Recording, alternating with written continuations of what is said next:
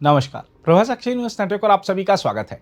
कांग्रेस सांसद शशि थरूर ने चुनाव परिणामों पर प्रतिक्रिया देते हुए प्रधानमंत्री नरेंद्र मोदी और केंद्रीय गृह मंत्री अमित शाह की चुनावी रणनीति और संगठन क्षमता की खुलकर सराहना की है।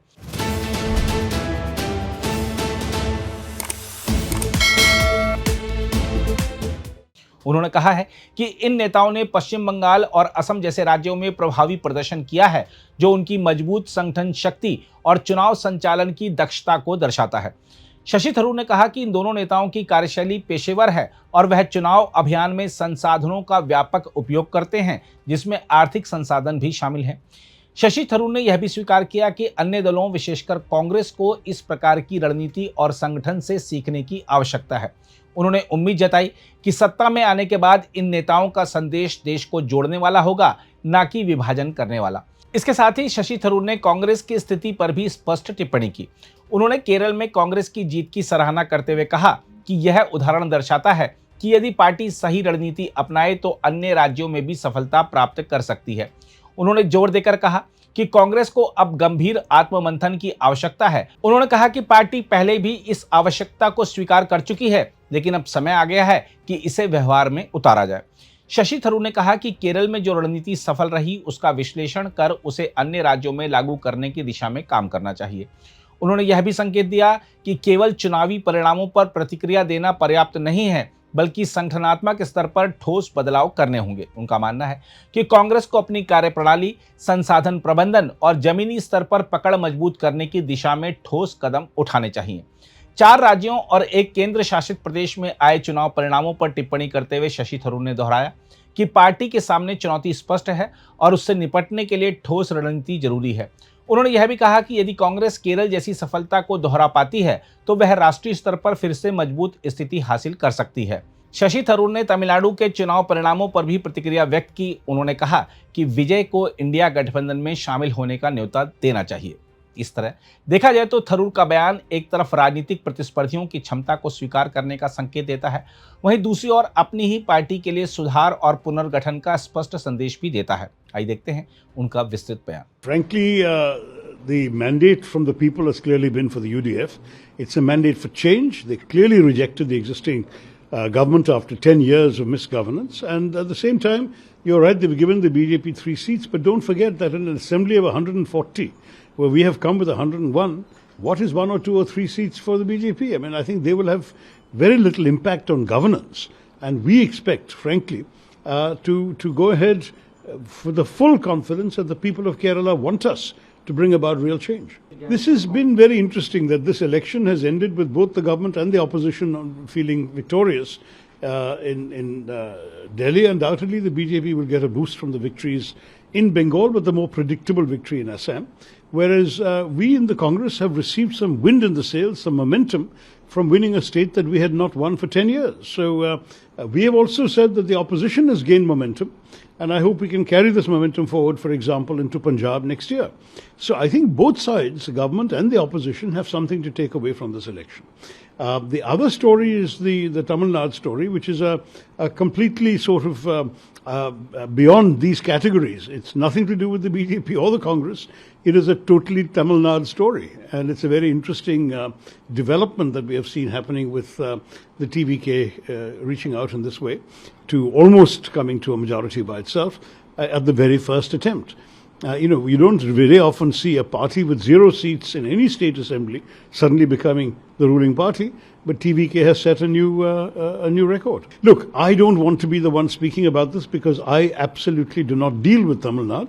All I can say is that all options are bound to be on the table after any election, and I'm sure that the state government in Tamil Nadu will need allies because they are slightly short.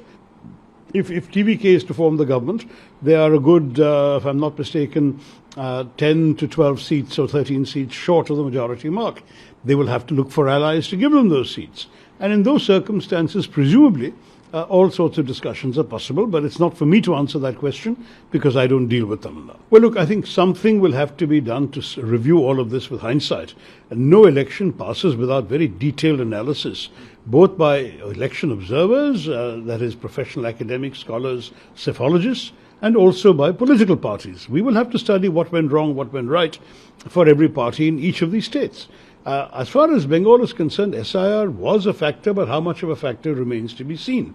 There are questions as to whether the people who lost the right to vote were so numerous that they would have essentially affected the result. That could be one of the issues of complaint.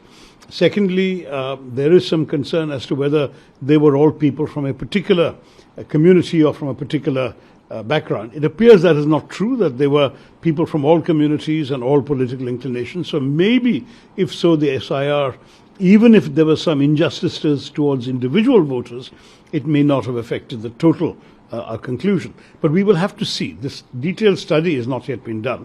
All I know is that I think it was unfortunate that so many people who have voted in previous elections were denied an opportunity to vote again in this election. I think that was unfortunate. I think the party will have to do some very serious introspection, no doubt about it.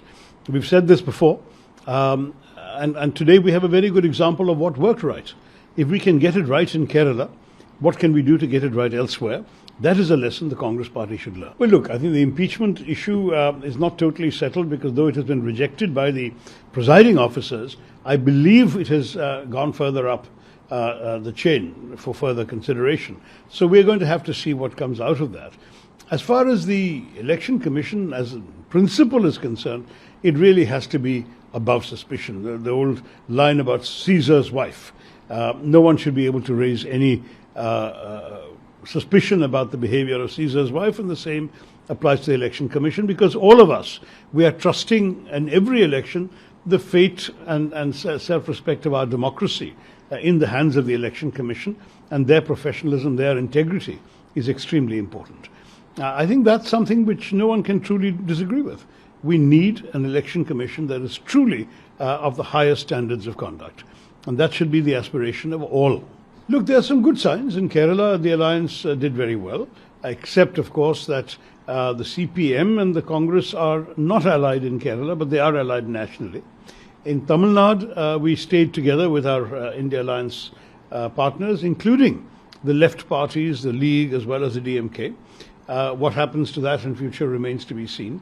In Bengal, with TMC now having tasted defeat, whether they will regroup within the alliance and work with us nationally also remains to be seen. They have a very strong presence in the Lok Sabha, and their MPs would be a great asset in a strongly organized Lok Sabha. We saw this during the opposition to the delimitation bill that was brought under the garb of women's reservation by the government. I can tell you that TMC, DMK, Samajwadi, Congress all stayed strongly together, and the result was the BJP could not railroad or bulldoze their proposal through.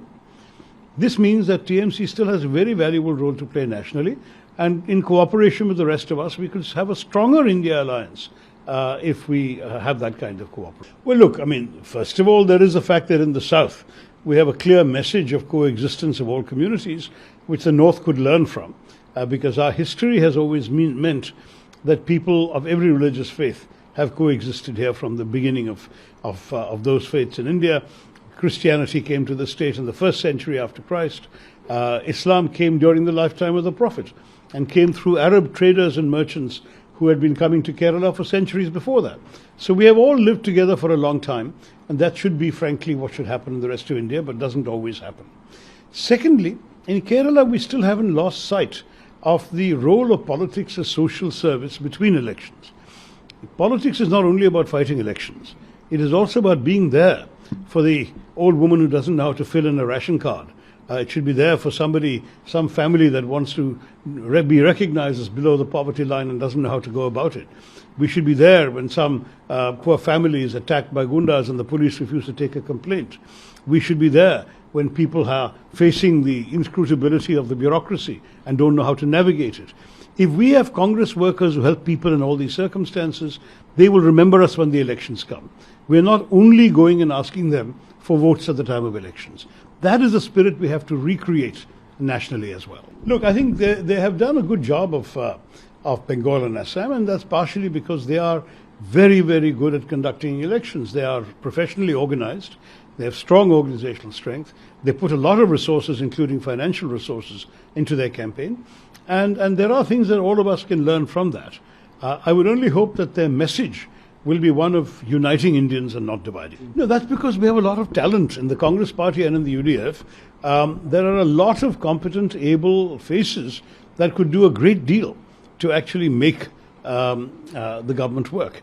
All I can say is that whoever the High Command selects is bound to have a very strong team around him or her, because there's going to be a lot of people with the ability, the talent, the experience to be effective ministers. So we would be able to deliver for the people of Kerala.